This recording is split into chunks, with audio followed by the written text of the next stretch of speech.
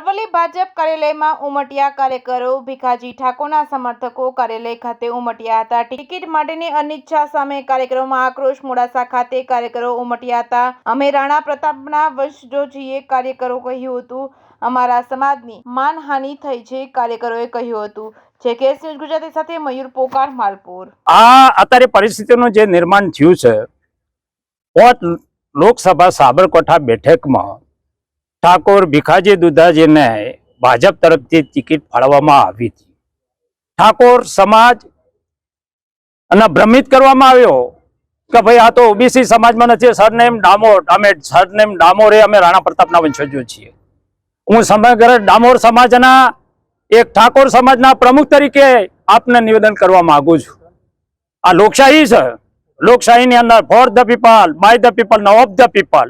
આ દેશનું જે બંધારણ એમ કહે છે કે જેના મત અનુરાજ, તો આ બેઠકમાં ઠાકોર સમાજની વસ્તી વધારે છે, ઠાકોર સમાજના મત અમારા વધારે છે, તો અમારું અવમૂલ્ય કરીશ, અમને માનહાનિ કરીશ। માનહાનિ એટલા માટે કે સરનેમ ડામોર જે છે એ ઓબીસીમાં ગણાતા નથી, એટલે અમારું જબરજસ્ત ડામોર સમાજનું માનહાનન થયું છે। જેમ દ્રૌપદીના જેમ ભરસભામાં જે ચીરહરણ થતા, એમ અમારા સમાજનું ચીરહરણ થયું છે, અમારું સમાન ગવાયું છે। હવે અમારી એક નમ્ર નિવેદન છે કે ભીખાજી ડામોર એ લોકસભાના ઉમેદવાર જાહેર થઈ ગયા છે, જાહેર છે ને જાહેર રવાના છે।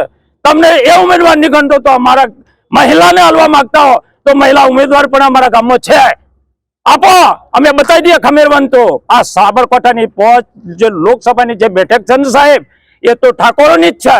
આ ઠાકોરની વાત કરો તો આપણે તુષાર ચૌધરી એસટીમાં આવે છે સાહેબ, ઓપન બેઠક છે, તો એ હવે કોંગ્રેસે એને એ જાહેર કર્યા છે, તો વળી આ વિવાદ કયો આવ્યો? આ વિઘ્ન સંતોષીઓ કોણ છે સાહેબ? આવનાર દિવસોમાં વિઘ્ન સંતોષીઓ ખુલ્લા પડશે અને અમે અમારા સમાજનું જે અવમાન કર્યું છે, અમે માનહાનિનો કેસ કરશું। કારણ કે ભ્રમિત કર્યા છે અમારા સમાજને, અમૂલ્ય કર્યું છે। અને અમારો જિલ્લો ખરેખર અરવલ્લીમાં એક જ વ્યક્તિનું જો આ માગણીમાં હોય અને એને ટિકિટ આપી અને લડવા વાળા લોકો હતા, એ અમારું ચીરહરણ કરી અમારા સમાજને ઘોર અન્યાય કર્યો છે। એટલે આ ન સહી શકાય એવું અમારા માટે આ એક બનાવ બન્યો છે। અને ભીખાજી સાહેબ જીતેલા જ હતા, 5 લાખ ઉપરના મતથી અમે લીડથી જીતાડવાના હતા। અમે મંત્ર નક્કી કર્યો હતો કે ભીખાજી તમે આગે बढ़ो, हम तुम्हारे साथ है। 5 લાખ ઉપરની લીડ થી જીતવાના હતા, એમાં કોઈ બેમત નહોતું।